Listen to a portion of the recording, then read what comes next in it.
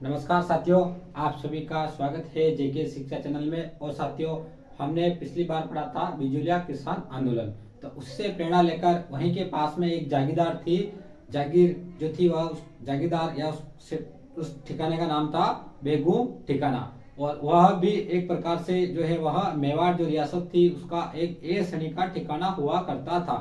तो उसी में एक आंदोलन हुआ था जिसका नेतृत्व विजय सिंह पति के नेतृत्व में रामनारायण चौधरी और जो माणिकलाल वर्मा द्वारा किया गया था। तो आइए हम शुरुआत करते हैं साथियों। शुरुआत करने से पहले साथियों प्लीज आपसे रिक्वेस्ट है कि चैनल को प्लीज सब्सक्राइब जरूर करें, शेयर करें, ताकि आप सभी लोगों का प्यार बना रहे हमें। और देखिए, नेतृत्व उसमें रामनारायण चौधरी और विजय सिंह पथिक और माणिकलाल वर्मा द्वारा मुख्य भूमिका इसमें निभाई जाती है।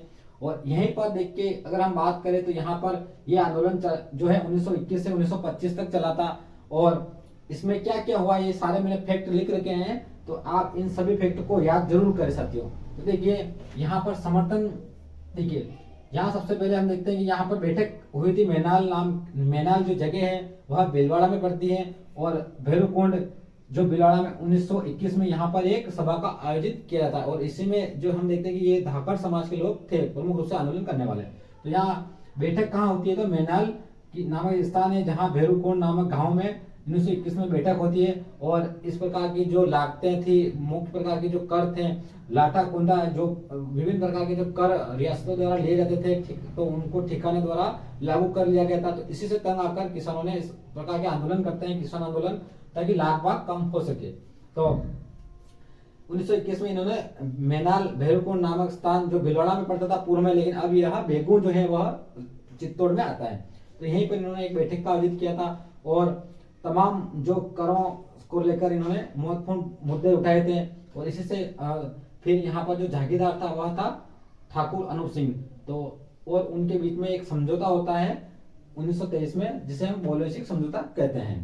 तो यहाँ पर जब ये जो सम्मेलन आयोजित किया जा रहा था, तो वहां पर एक प्रकार से जो कर वगैरह को लेकर कई प्रकार के जो किसान हैं उन्होंने सम्मेलन कर रहे थे तरह तरह के, जैसे कि यहाँ पर चांदखेड़ी में 1921 में भी सम्मेलन हुआ।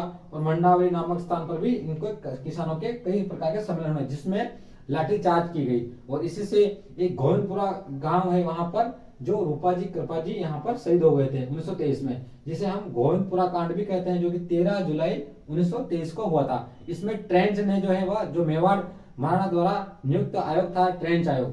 तो यहाँ पर देखिए ट्रेंच आयोग था, जिसने दो प्रकार की लागतों को छोड़कर सभी कहा कि सभी प्रकार की लागतें सही हैं। ट्रेंच आयोग, तो बेगू किसान आंदोलन से संबंधित कौन सा आयोग है, तो ट्रेंच आयोग, जिसने दो को छोड़कर सभी जो लागतें को सही बताया। और जो किसान यहाँ पर आंदोलन कर रहे थे गोविंदपुरा नामक स्थान पर, तो यहाँ पर इसने अंधाधुंध फायरिंग चलाई, जिसके कारण यहाँ पर दो जो है धाकड़ समाज के दो व्यक्ति शहीद हो गए थे, रूपाजी और कृपाजी। और हम देखते हैं कि रूपाजी कृपाजी हैं, उन्हीं का अभी बेगू में जो महाविद्यालय उसका नाम भी शहीद रूपाजी कृपाजी महाविद्यालय बना हुआ है। और यहीं पर फिर विजय सिंह पथिक इस आंदोलन को अपने हाथ में लेते हैं और ये जो भूमिगत आंदोलन भी चलाते हैं यहाँ पर, जो कि 1923 में गिरफ्तार होते हैं। और इनको लगभग 5 साल की इनको जेल होती है। और 1923 से 1928 तक ये जेल में बिताते हैं। और यहाँ पर नेतृत्व माणिकलाल वर्मा ने भी यहाँ पर प्रमुख रूप से नेतृत्व किया। और महिला का नेतृत्व, यानी कि इसी आंदोलन में क्वेश्चन आता है कि बताइए कि बेगू किसान आंदोलन में मुख्य रूप से महिला का नेतृत्व किसने किया। तो यहाँ पर हम देखेंगे कि जो है अंजना चौधरी, जो कि मुख्य रूप से रामनारायण चौधरी की पत्नी जी थे। तो यहीं पर 1921 और 1922 में चांदखेड़ी और मंडारी नामक कई सम्मेलन आयोजित होते हैं, जिसमें लाठीचार्ज भी होती है। और यहाँ गोविंदपुरा कांड, एक कांड किससे संबंधित है, तो बिजुलिया किसान आंदोलन से संबंधित है। और उस समय मेवाड़ के दीवान होते हैं दामोदर लाल।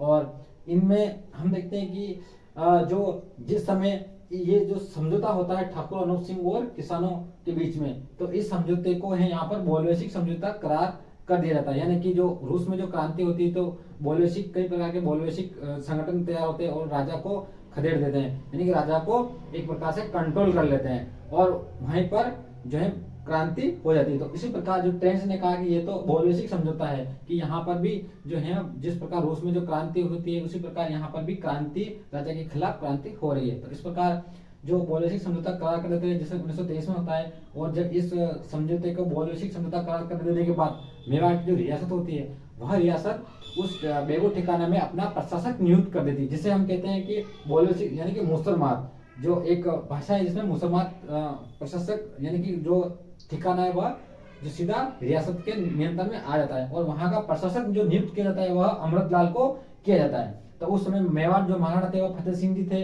तो साथियों ये सारे के सारे फैक्ट हैं जो आप इसको रट सकते हैं। और इस प्रकार समर्थन देने वाला जो प्रमुख जो आयोग था वह था राजस्थान सेवा संघ, जो कि 1919 में वर्धा महाराष्ट्र में बनाया गया था। तो साथियों आशा और उम्मीद करता हूँ कि साथियों आपको कंटेंट अच्छा लगा होगा। तो प्लीज चैनल को सब्सक्राइब जरूर करें, शेयर करें। धन्यवाद। जय हिंद, जय भारत।